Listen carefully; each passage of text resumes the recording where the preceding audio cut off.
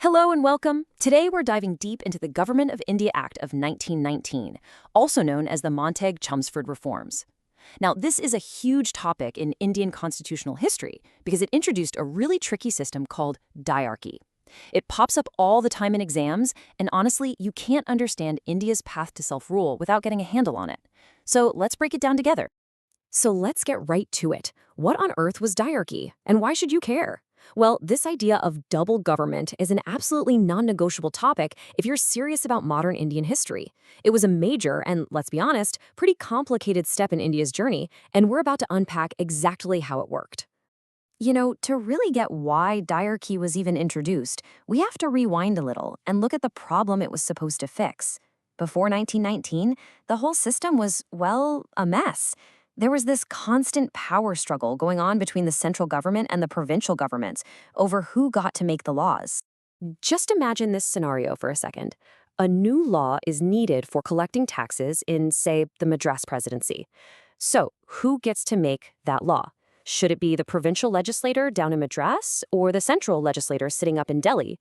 Before 1919, nobody really knew. The lines were totally blurred, which, as you can guess, caused a lot of problems. And look, this wasn't just some academic debate. It created actual gridlock in the administration. Things just weren't getting done efficiently because of these constant fights over jurisdiction. It was a massive headache, and the British administration knew they had to do something about it, and fast. So, in response to all this chaos, the British Parliament passes the Government of India Act of 1919. This was their big solution, a really ambitious and, as we're about to see, super complicated attempt to bring some kind of order and clarity to how India was governed. The main goal of the act was, on the surface, pretty simple: stop the fighting. It aimed to draw a clear line in the sand, separating the lawmaking powers of the center from those of the provinces. The idea was that everyone would finally know exactly who was in charge of what. So the very first thing they did was a straightforward division of all the different areas of government. For the first time ever, they created two separate lists, a central subjects list and a provincial subjects list. This was a huge deal. It was the first real formal separation of powers in India's constitutional history. Now, the central subjects list, as you'd probably guess, had all the big-ticket items. We're talking about things that affected the whole of India and needed one single uniform policy. Stuff like national defense, foreign affairs, and managing the currency. It just made sense for one central authority to handle these. Okay, so that first division between the center and the provinces was pretty clear. But here's where things get really interesting and a lot more complex. The most radical change actually happened inside the provincial governments themselves. And this, my friends, is where we finally meet Dyarchy. So what is Dyarchy? The word itself literally means rule by two. And the 1919 Act introduced this brand new experimental system only at the provincial level. What it did was split the executive power, the power to actually govern, right down the middle into two halves. And here's how that split worked. On one side, you had the governor and his executive council. These guys were nominated by the British and were not accountable to the people's representatives in the legislature. Then, on the other side, you had the governor working with Indian ministers, and these ministers were picked from the elected members of that very same legislature. So you've got two different power centers trying to operate under the same roof. But how did this double government actually work day to day? I mean, who did what? Well, the answer is, in a second, even more granular division of power. The Act took that list of provincial subjects we talked about earlier and chopped it in half all over again.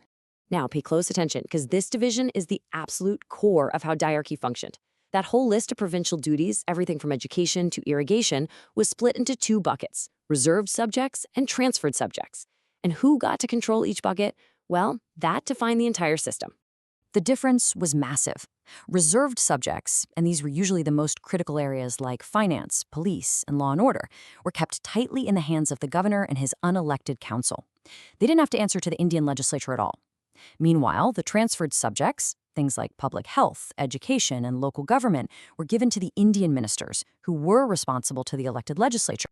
So what this means in the end is that you had two governments running side by side in every province. One part was authoritarian, answering only to London. The other was a baby step towards democracy, answering to the Indian voters. This dual structure, this parallel system of rule, that is Dyarchy. All right, so we've taken the machine apart and seen how all the gears fit together, but what was the actual impact of this whole experiment? Let's take a look at the legacy and the long-term consequences of the 1919 Act. For all of its many, many flaws, the act did lead to a historic moment. In 1920, for the very first time in the history of India, direct elections were held. I mean, that's a monumental step, right? It introduced the basic idea of democratic participation to the subcontinent. But, and this is a massive but, the right to vote was incredibly limited. To even be eligible, you had to meet these super strict rules based on how much property you owned, how much tax you paid, or your level of education. This meant that at first, only about 17,000 people in a country of millions could actually cast a vote. But here's a really important nuance to remember for your analysis. Even with that tiny group of voters, the act did bring about a big change in the legislatures. About 70% of the members in the provincial councils were now going to be elected, which was a huge shift from the old system where most members were simply nominated. The act also set a few other major things in motion. It led to the creation of the Public Service Commission back in 1926, which is the direct ancestor of today's UPSC. And it had this crucial clause that said the whole system had to be reviewed after 10 years. That review is what led directly to the appointment of the famous, or infamous, Simon Commission in 1929. So, let's boil it all down. If you need the key, exam-ready takeaways, here they are. The 1919 Act brought in direct elections for the first time. It established the complicated system of dyarchy in the provinces. It created the Public Service Commission, and it built in that 10-year review clause that set the stage for the next round of reforms. These are the points you absolutely have to know. And that leaves us with one final critical question, the kind of thing you'd really need to chew on for an essay. Was Dyarchy a real, even if deeply flawed, step towards responsible government for India?